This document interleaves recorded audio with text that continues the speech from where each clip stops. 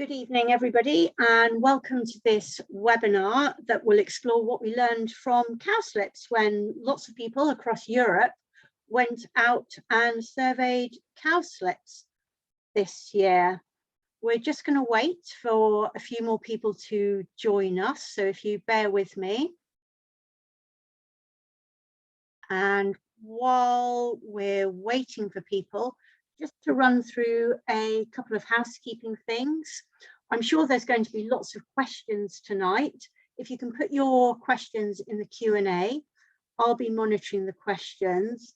If you've got any technical questions about the technology we're using tonight or have links to share, then please use the chat function for that. I think that's us. I think we're all here. So again, welcome to everybody who's joined us tonight. I hope that we've got people with us who actually took part in the Cowslip survey earlier on in the year. And the reason that I hope you're here is that I've seen the survey results that Dr. Tsipe Aavik, I'll introduce her in a minute, is going to be talking about.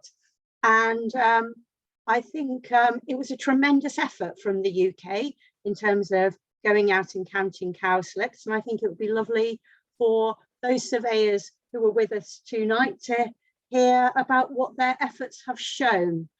As I said, we're joined by Dr. Tsipe Aavik from the University of Tartu in Estonia today. Tsipe's been leading this research into cowslips, and we were absolutely thrilled that at the beginning of 2021, Tsipe got in touch and asked whether we could support with collecting the cowslip data from across Europe as a UK partner.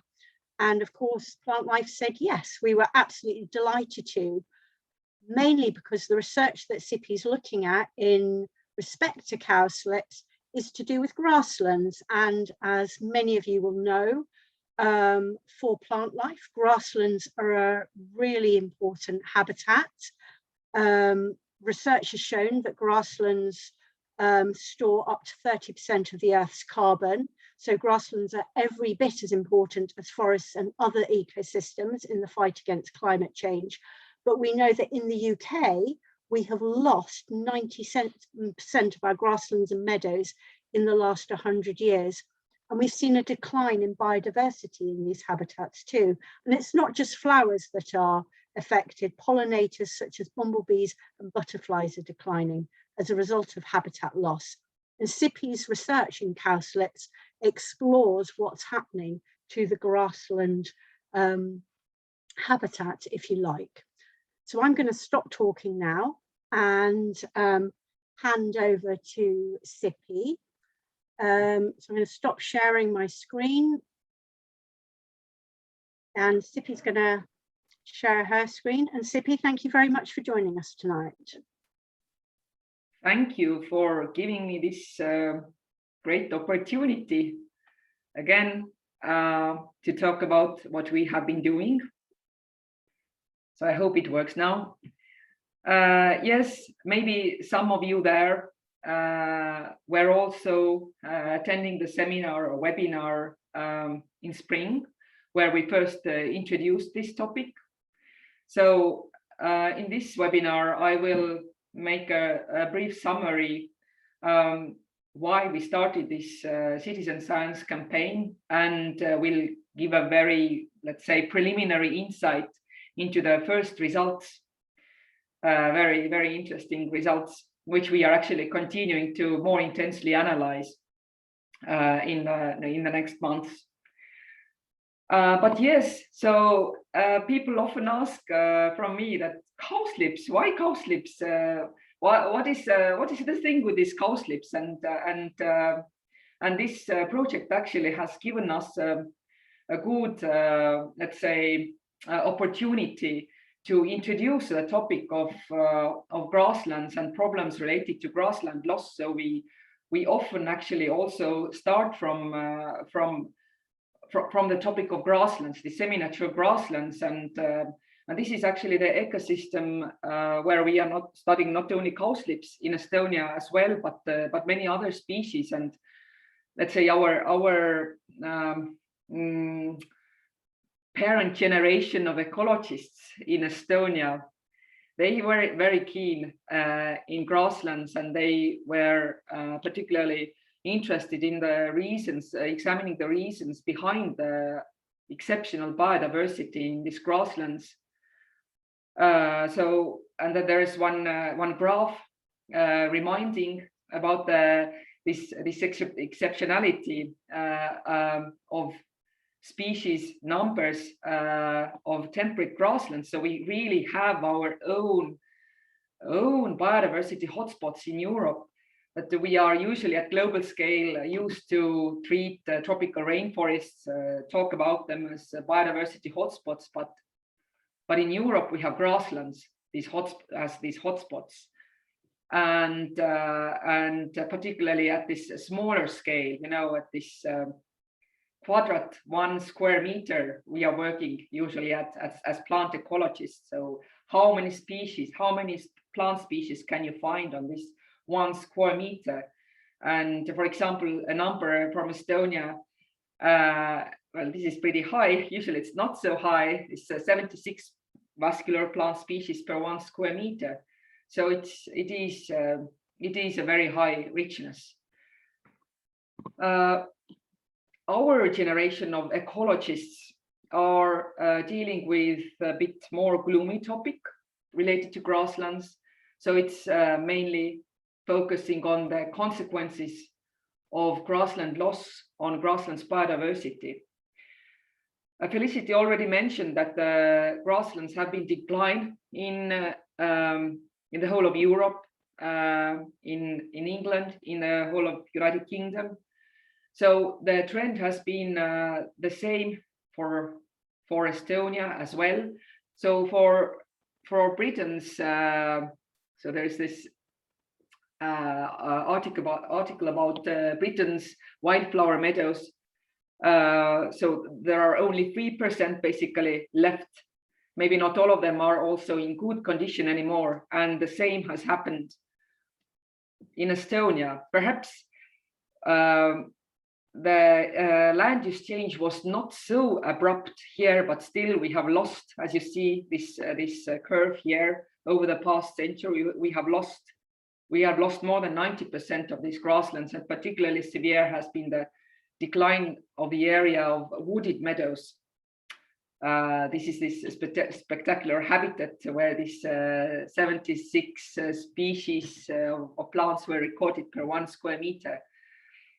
So we have practically lost, they were so abundant a century ago, but we have practically lost all of them, and we are losing step by step also species related to this habitat. So this is what we have explored in our studies.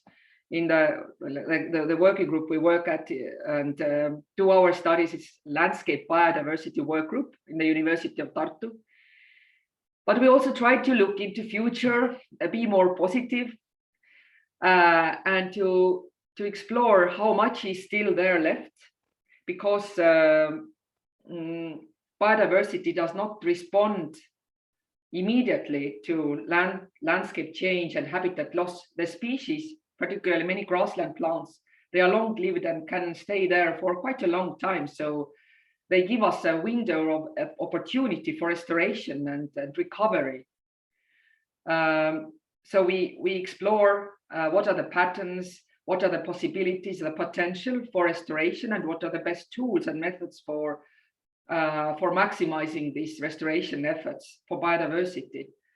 And not only are we looking at species level patterns, let's say species richness, at community scale and landscape scale, we are also looking into within species richness in terms of genetic diversity of grassland plants. We have examined several grassland species, and now we have been focusing specifically on cowslips, the main topic of today's talk.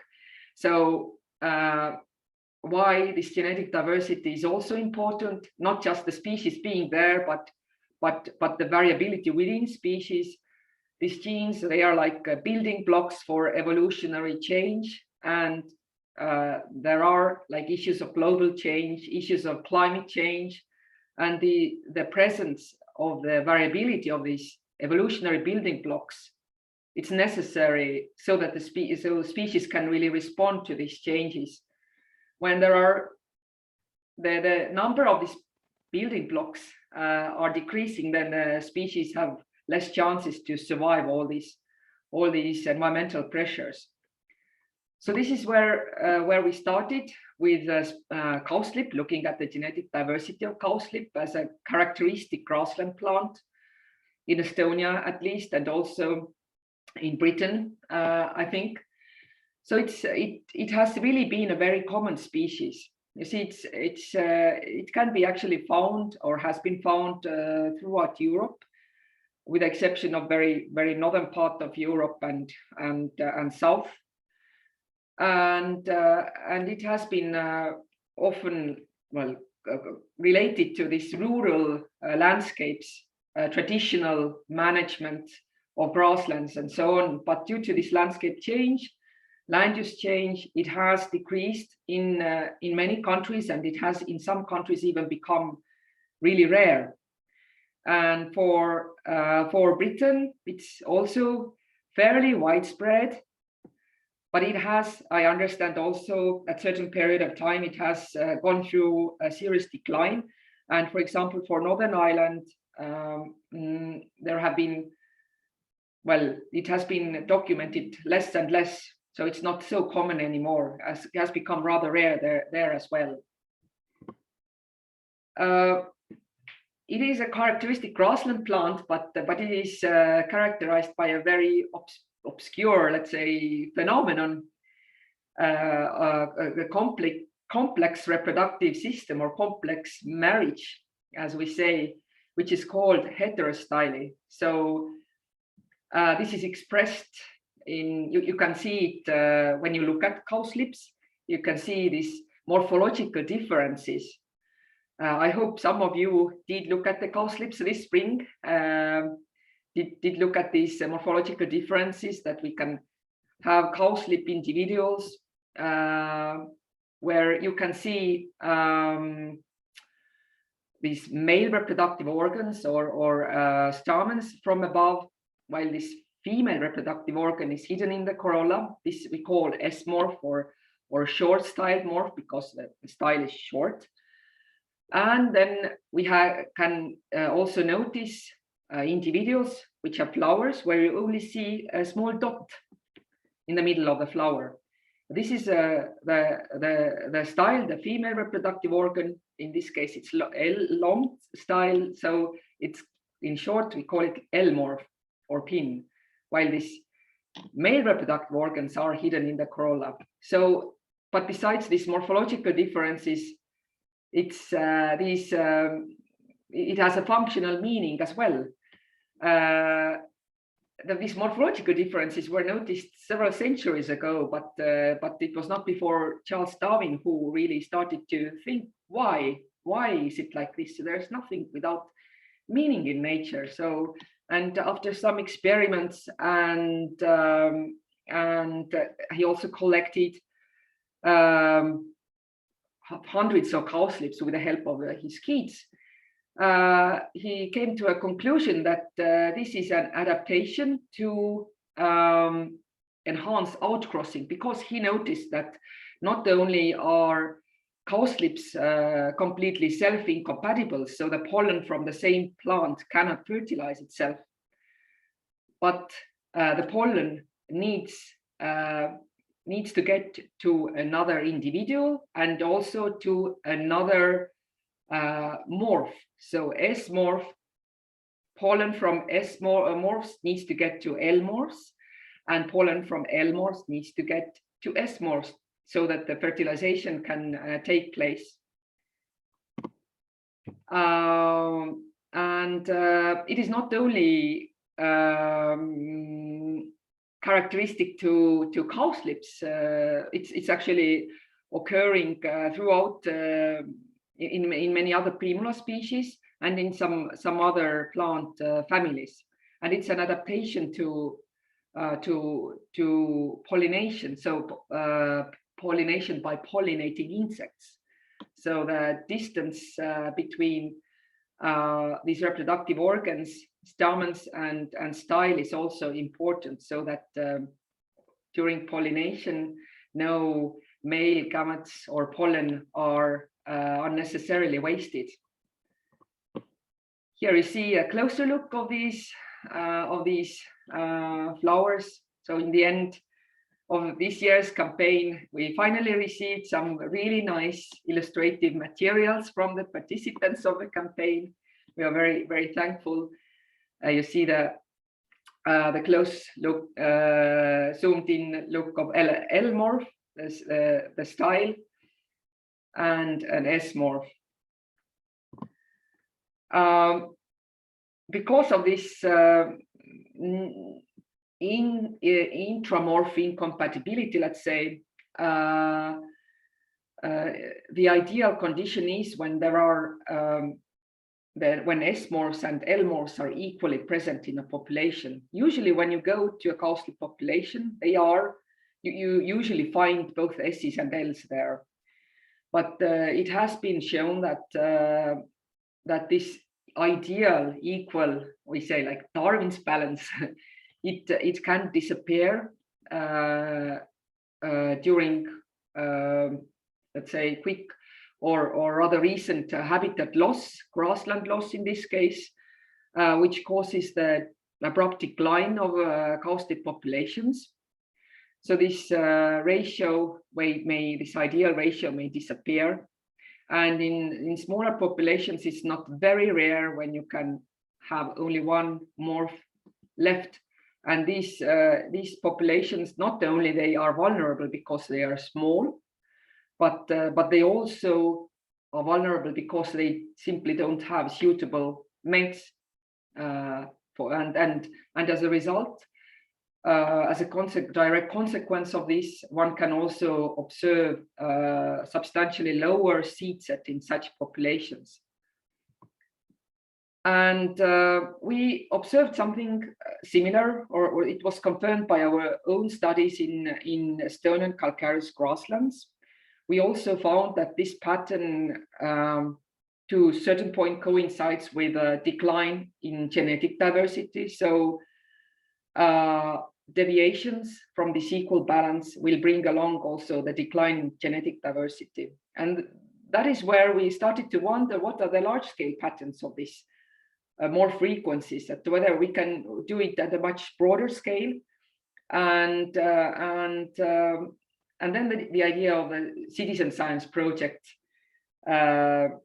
was, let's say, planted into our mind. So we decided to give it a try, first time in 2019. And we were at first really afraid that as already Carl von Linné put it, that it's a small botanical detail of no interest, that who knows what people will think, and we were ready that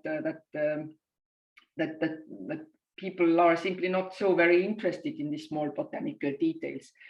But surprisingly, we received a very, very warm feedback and a lot of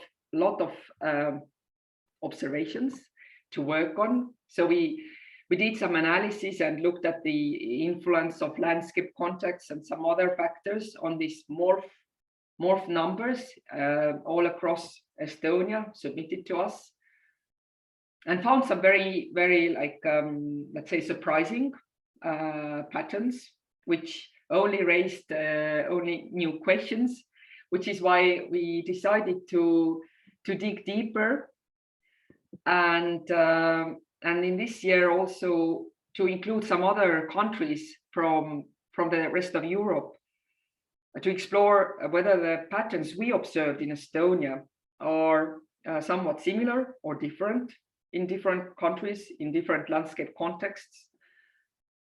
And we're really happy to collaborate with Plantlife, and then we thought that Sweden would be, that Germany would join, but eventually it was like a snowball. We ended up with covering most of the countries where cowslips in Europe occur. So we eventually obtained observations from 30 countries, even from those countries where we didn't have like people helping us to mediate this information, like from Belarus. And we were very, very happy to obtain this really nice data from all across United Kingdom, which fairly well represents the distribution of cowslip in this region. Even one dot from Northern Ireland, where cowslip has become really rare. And now we are analyzing this data. We are still in the process of analyzing. We're actually right in the beginning still.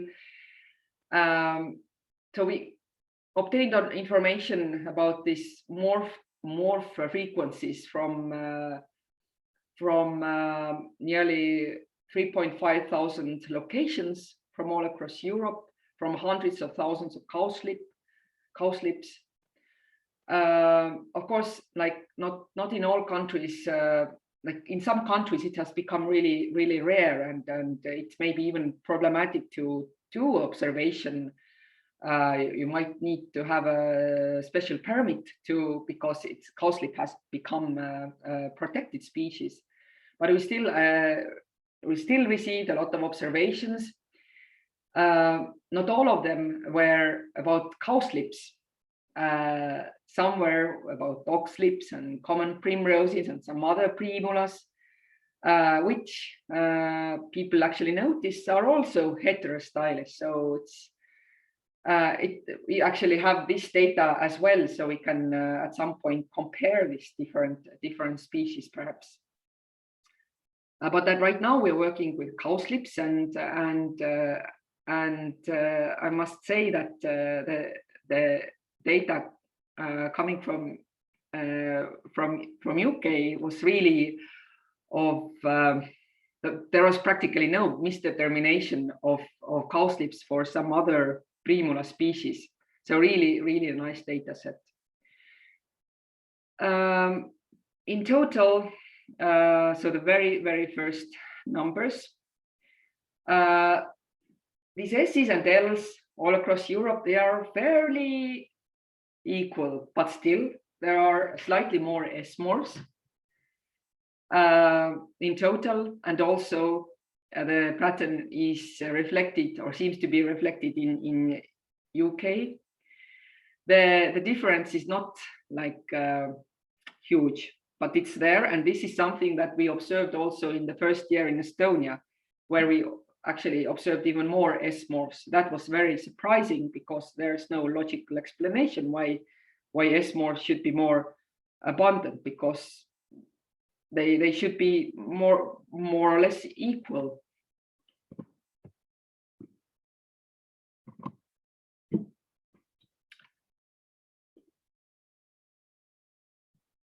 I can take a look at these other cowslips while, okay, now it's working. What other things we are looking at besides at these really broad patterns and numbers? We are looking at each location, or let's say population, separately as well, and try to assess then the deviation per cowslip population. This is what we actually ask people to do, to go out, find the population of cowslips and look where it was possible at 100 cowslip individuals, and check whether how many S morphs and how many L morphs they find, and send the information to us, which we can then further analyze. So in this case, we have two, let's say, imaginary populations, small populations. In this case, 10 individuals, 1, 2, 3, 4, 5 L morphs, and 1, 2, 3, 4, 5 S morphs. So it's like 50-50, and there's no deviation from this ideal balance. So no deviation means basically zero deviation, and this condition is for cowslip from cowslip reproductive point of view, it's optimal. While in another case, which is often or it's not so rare, in particularly in small population, you can see 1, 2 individuals of one morph, L morph in this case, and 1, 2, 3, 4, 5, 6, 7, 8 S morphs. So there is some considerable deviation because they are not having equal frequencies, which means actually, even though there are 10 individuals, but they don't have as much partners as we would assume in case of random mating. So this population may face some difficulties. And we had several observations with only L's or only S's. So in this case, the value of this deviation takes either -1 or +1. Mostly the values are in between with 0 representing equal frequencies. And often we use this absolute value of this morph deviation because it can deviate into both directions. And this is a real life example from an observer from UK. And here we can really be sure that the observer has fully can very well discriminate between S's and L's, because you can really see the detailed pictures or photos of S's. So 48 S's and 32 L's. So slightly deviating in favor of S's. These slight deviations are absolutely normal, and usually it doesn't pose a problem for this population. But when these deviations are higher, then it may have some consequences. So when we look at the patterns across Europe, the patterns of this absolute morph frequency deviation, on this particular figure, we have the countries where we obtained at least 30 or more observations per country after checking whether they have really looked at the cowslip, and altogether it's like 10 countries. As I said, that there were observations from more countries coming, but in some countries it's rather rare already. So we didn't receive so many observations, so much data, and in some countries perhaps also we didn't target the best, let's say, group of observers, simply because we started so late in the season with our project. But there is quite some variation between countries and also within countries, of course. But it's interesting to see that, for example, in Estonia and Germany and Sweden and United Kingdom, the deviation is somewhat lower, while, for example, in Bulgaria and in Poland, it's higher. So we need to look deeper into this data and add some other background data and landscape cover data to see whether there is some reason behind this variability. So this is the next step we want to explore. We also asked this year people to assess very roughly whether there are only a few individuals, so let's say less than 100 individuals per observed population, whether it's a kind of medium-sized 100, 200 plant individuals, or whether it's a fairly large or very large population, sometimes with like thousands of observations.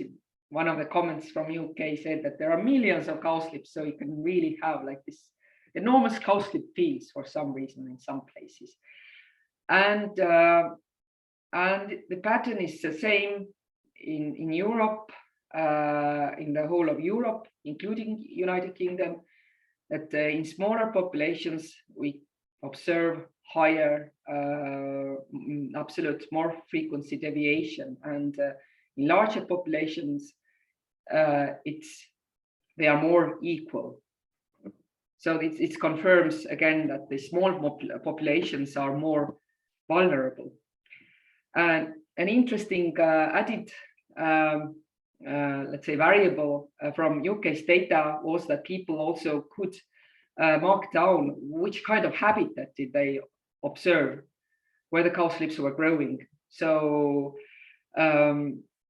what we can see here, perhaps maybe the most noticeable result, is that cowslip populations in urban settings, they again show higher deviation, so that they are less equal or unequal frequencies of these different morphs, while in grasslands, for example, it's closer to 0, which is an interesting finding, really interesting. But and this was something which we found in Estonia. It was rather related to human population density, that in case of a higher human population density, these frequencies were more likely to also deviate from this 1-to-1 ratio. And an interesting fact also is that there were, for some reason, more S's, or there seemed to be more S morphs in these urban settings, while in grasslands, for example, they are fairly equal. Of course, there is a lot of deviation as well, but it's a very intriguing pattern, which definitely needs to be further analyzed. And some other data included as well will help to explore the background of this interesting observation. So really, I'm looking very much forward to dig deeper. Now a bit about genetics for the end. Last time we had some questions, I think, about the let's say the genetic makeup of this phenomenon of heterostyle. So it is genetically determined, and it's very interesting. Let's say a genetic architecture of a specific genomic region involving 5 genes, or let's say subgenes, closely linked together. And this it's called like supergene S locus. As far as it is known, it has 5 genes, which then code or determine the whether the anthers will be long or short, and whether the style will be long or short, and whether it's self-compatible or self-incompatible. And it's interesting also that this particular part of the genome is only present in S morphs, but it's never present in L morphs. So it's something called, it's like you cannot have heterozygote, you can have homozygote like this L morph here, but not for this particular locus. So it's like called hemizygous. It's present in S morphs, but not in L morphs. Sometimes there can be mutations in these subgenes, and as a result, we can see a different morphological picture. This is not from Primula veris, not from cowslip, but from another Primula. What happens when there is a mutation in one of the genes? So as a result of mutation in this gene, we end up with having self-compatible long homostyle. So both the style and anthers are long, and it's able to reproduce by pollinating itself. And in the other case, you can have short homostyle when there's mutation in another gene. So it's also very intriguing for us, because when there are fewer and fewer pollinators, which is one of the things that we observe as well as landscape change, grasslands are being lost, then it perhaps is not the wisest idea to be self-incompatible and to maintain such a complex marriage system as heterostyle. So we are interested whether this evolving of self-compatibility and homostyle instead of heterostyle is happening also to cowslips. And we had a small subtask for those who were interested we sent them out to look for homostyles. So in collaboration with researchers from Potsdam University in Germany, who are specifically interested in this genomic makeup of and background of heterostyle. And we sent the specimens of these strange potential homostyles to Germany, and it turned out they are not like homostyles in regard to the mutation in S locus, but there is something happening, and it can be that there are some mutations in some other regions of the DNA. So this year we didn't advertise it a lot, but who has like interest or who notices such strange individuals, we are very much looking for this information as well. So looking for homostyles, a sub-campaign also for the next year. And besides Heterostyle, this project or this pan-European campaign gave so much, let's say, insights into many other topics. We had discussion groups in social media, for example, in Facebook. We had these dedicated events where people could ask advice whether they are looking at the correct species or whether they can determine S's and L's. But in several cases, these dedicated discussion groups actually dealt with topics not related to heterostyle. For example, there were people who in Estonia in this discussion group were complaining several times that it's not fair that that we are looking at these nice flowers while other people have to deal with collecting these Spanish slugs. There is a huge problem in Estonia. It's a rising problem. It's spreading invasive species coming into gardens, eating everything up. So there are campaigns that people are collecting. Whole villages are collecting these slugs, hundreds of kilos, and killing them. And there's also a citizen science kind of app to inform about our environmental agency about the spread of the species. So that it's not fair that some of us are looking at nice flowers and others need to deal with these slugs.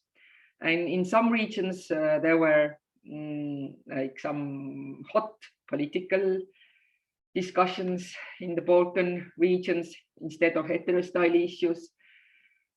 But a very nice positive, let's say, experience came from working together with schools and kindergartens, and we were really happy to see that many teachers added this cowslip observation into their spring curriculum.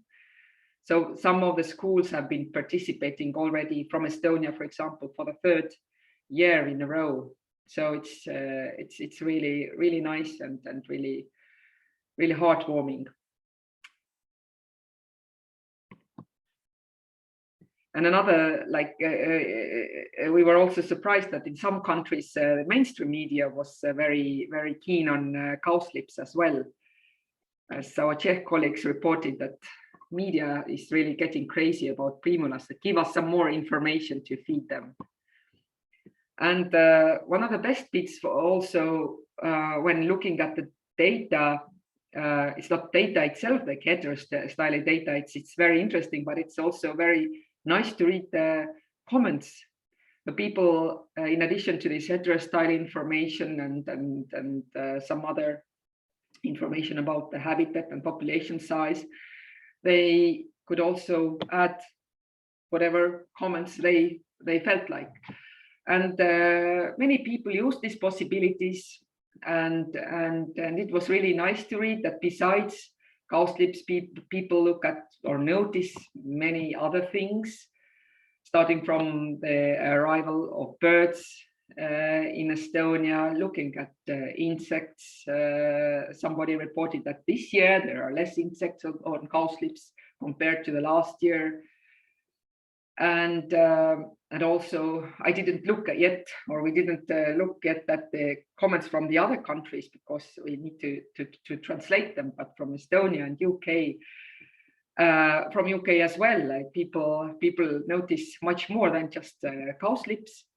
And what was also very nice to read, that people, observers, have noticed that cowslips somehow mirror their management decisions, and many comments actually mentioned that, for example, that in this location where cowslips grow, I mow only once per year, or we have left this particular area alone for it to become a wild habitat, or only mowed once a year.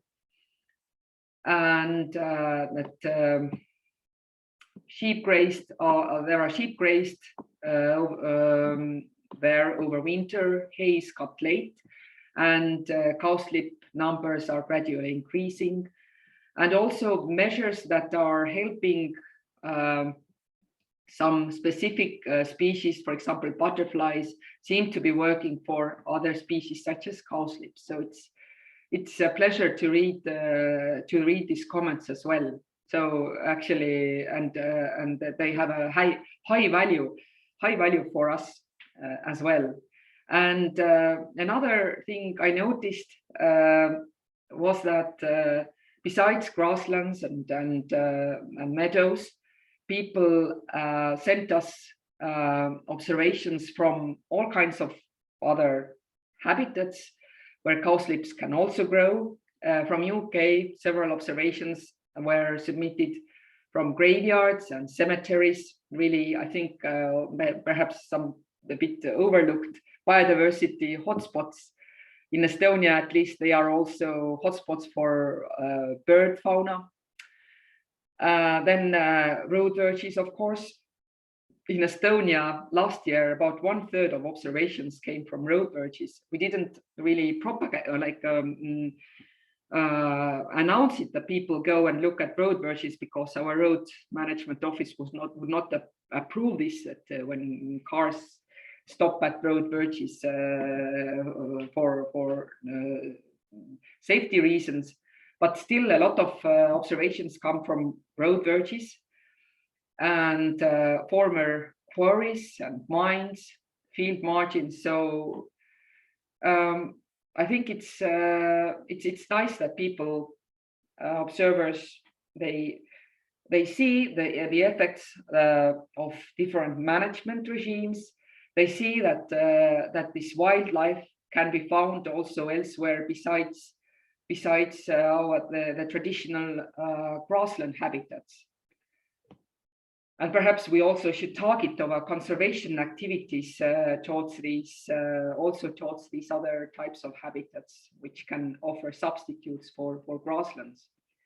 And we also received so many nice photos of cowslips and nice scenery from all over Europe. So it has been a lot of pleasure besides this excitement when analyzing the data. As I said, we are continuing to analyze the data, and we will add more data to our data tables to explore the mechanisms and reasons behind these observed heterostyle patterns, starting from this land cover data, but also human population density data, perhaps also information about the conservation areas, whether they also play a role and help. And we look forward to the results. So I hope by spring we will have even more results to present. It was also agreed that the campaign will be repeated. First, because we started in a great hurry this year, and for some countries the materials were ready when the cowslips were already finished flowering in this country, in the southern part of Europe, for example. Besides, there were at the peak of flowering of cowslips, there were COVID restrictions in several countries, so one couldn't actually leave a municipality. And school networks are actually already, they have already been asking whether they can advertise the activity for the next year, and it's really, it would be really nice to collect additional data, and we have encouraged people to look at visit the same places as well to get some information about the temporal dynamics of these patterns. And then we would like to continue with this sub campaign or project of looking for homostyles, where you are also welcome to take part. To announce when you find some strange cowslips where you really cannot determine whether it's S morph or L morph, as we are interested in the broader consequences of this landscape change which has happened over the past century, and the related pollinator loss. So we are continuing. We are having only new questions, so it's a never-ending process, and we hope to improve this collaboration, so that our research topics we could really work together with wider public. In terms of data collection and sharing information. So now coming back to the global issues and global change issues. So there are some, before the next spring, before we can go out and look for cowslips again, there are some very important events taking place now very soon. In UK, in Glasgow, the COP26, and another one already starting now, the United Nations Biodiversity Conference, COP15. So I'm very much looking forward to the bold decisions. Unfortunately, like the previous efforts to act have not worked out so well, or it could also be that without these global let's say initiatives, things could be even much worse. But let's see. So the information about the change is there. Let's hope that things will not turn into much worse. And but what's positive perhaps notion from our side, or from researchers community side point of view, is that climate change, land use change, issues of biodiversity loss, they are not treated as separate topics, completely separate topics or entities anymore. That it has become clear that they all they are having, like, climate change is having an impact on land use, and land use is having an impact on climate, and they are having an interacting effects on biodiversity. So it's becoming more and more clear, and we have to address these issues together. And it's also really welcoming initiative, for example, from UK, it's Grasslands Plus initiative by also involving Plantlife and butterfly conservation and bumblebee conservation society, I think, which stress the role of grasslands not only for keeping our biodiversity and the rare species, but also their role in climate issues and that their role in our own well-being. So this is the only way how things can be improved, to look at these things together. Now, whoever took part in the campaign or plans to take part in the campaign or plans to retake part in the campaign, I thank you very much, and I thank you like all the people who helped us to distribute this information. So I'm looking forward to the future and our collaboration and the exciting scientific findings and sharing them with you as well. So thanks, and I don't know, do we have some time for questions? Thank you very much, Tsipe. That was so fascinating. And yes, we've got some time for a couple of questions and some reflections. I felt an overwhelming sense of pride just then when you were talking about the great efforts from all the UK citizen scientists and the quality of the data. It's not my pride to feel, so I hope anybody watching this webinar who was involved in the survey felt that pride too for those accurate observations. And I do know if John from Hotspur National Nature Reserve, Hotspur Nature Reserve, a volunteer at a nature reserve, is watching this, the quality of data that John submitted in terms of going and counting every single cowslip on the, counting in lots of patches on the nature reserve and doing his own analysis. It was absolutely brilliant. So thank you, John. Just a couple of takeaway points for me, Tsipe. I think what I've heard from that is that we are seeing that there is a deviation, as you would expect, in smaller populations of cowslips as opposed to larger populations of cowslips. And we're also seeing that there is a deviation or an imbalance in urban populations as opposed to grassland populations of cowslips. So it's kind of, it's interesting to see that the data is already showing those things. A question, this is a European survey, and of course we all have different cultures and use language in different ways. Was there any kind of anything surprising with any countries that were involved, or anything you didn't expect to see and you think, oh no, this year 2022 we need to phrase that differently or talk about something in a bit of a different way? No, absolutely, yes. There were a lot of surprises actually, and for us it was also like we are only learning how to do these such campaigns, and not to talk about the pan-European scale. So, for example, yes, we were so fascinated by data from UK, by the positive feedback, and by this Hotspur data.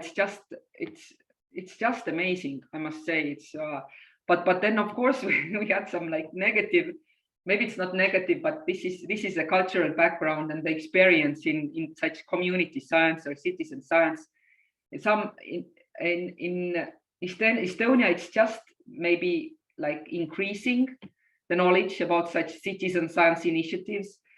In former, let's say, Eastern European countries as well, and perhaps in the Balkans, it's not so common, or at least the local researchers warned us that people really don't know what the citizen science project is. And as we had the title, the English or international title of the campaign is Looking for Cowslips. And for example, Greece has this huge problem of illegal cowslip collectors coming from across the border during nighttime and collecting hundreds of kilos of cowslips. So they really need to have, at some point during the flowering peak of cowslips, they have patrols keeping watch over these cowslip populations, so that because they are really the populations are decreasing because of that. There's a massive illegal collection, and when we have this call looking for cowslips, people they know this, that there is a problem, and they are thinking that now somebody from some European country, from Estonia, wants to collect our cowslips, like looking publicly, asking, like, bring us cowslips. And actually the sad thing was that we actually received several offers as well, like, you are looking for cowslips, how much do you pay for a kilo? So it was a bit it was something we really didn't expect, and that this was like a discussion. And many thanks to our local collaborators who explained in Facebook and elsewhere that we are actually doing research, and we hope to, like, improve wildlife conservation with this knowledge. And we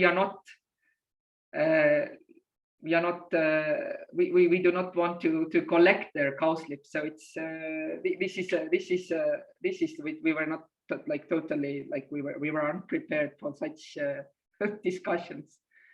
It's all learning, isn't it? And it is always interesting how things are in different places. And we have a question here from Roy. Why has S-morph pollen? I'm just kind of reading the question. Why has thrum S-morph pollen evolved to be larger than pin? The pollen grain, or it says pollen here. I think one of the things I didn't mention is that besides this length of the style and anthers, there is actually a difference in the size of pollen grains as well.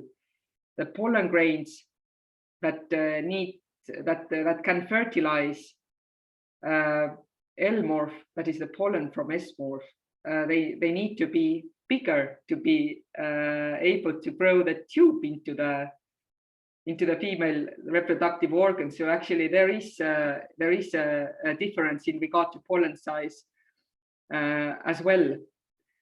A very interesting evolutionary, like, development to have such an S locus, which tightly linked genes which discriminate these different traits, which are having such an effect on on this plant reproduction. Okay, so Roy, I hope that's your question answered, and it sounds as though you already know a bit about this subject anyway. I can't see any more questions coming in at the moment. I've got an interesting question here, and I expect it's a question that people who are interested in wildflower gardening would like to know more about. This is from Jackie Jeffrey. The cowslip population, which exists more than 100 plants that Jackie counted, the population all originated from the seed of 2 or 3 wild plants that she collected more than a decade ago. Do you think this will have an effect on the relative proportions of SNL morphs seen in the population?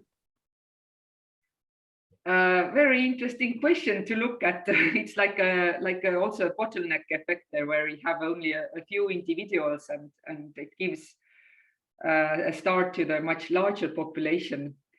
It can, of course, always be that I wanted to reintroduce cowslips into my garden, and then I took good care that I think I also took three or 4 plants, and then I knew already that I need to have S and L, so that they can have that they will be able to reproduce. But it can always still be that when there are some cowslips somewhere not very far away, that pollinators will bring in some some pollen from another morph. Basically, it shouldn't make a difference. They eventually should be still at equal frequencies. I don't know what was the observation actually in this specific case. It would be interesting to know. However, there is in Estonia, we have a saying that there is an exception to every rule. So it has been shown in one or a few experiments that in some cases, L morphs can fertilize another L morph as well. So this is the exception to the rule. Maybe in 10% of cases it can happen. So actually, then the progenies would be L morphs because there's no this S locus coming from S morph. So this is something which we had a hypothesis about as well, that we were actually expecting that when there is this fragmentation happening and that L morphs would be more favored, but we haven't still we are really looking into these patterns, because an interesting finding, what I didn't tell about before, that we had quite a lot of, let's say, monomorphic populations as well, information like coming from monomorphic populations. We are not sure whether they are truly monomorphic, because sometimes it can be that people, maybe it's not so easy always to discriminate between S's and L's, but there were substantially more L monomorphic populations, one morph only S, that although in general S's slightly dominate, there are more L monomorphic populations. So it's something like a lot we don't know actually. So that's why we continue working on this model system. Thank you, Tsipe. And we have reached the end of our time, so I'm sorry if there's questions that haven't been answered. And I know it's later in Estonia than it is here in the UK, so thank you for bearing with us into the evening, Tsipe.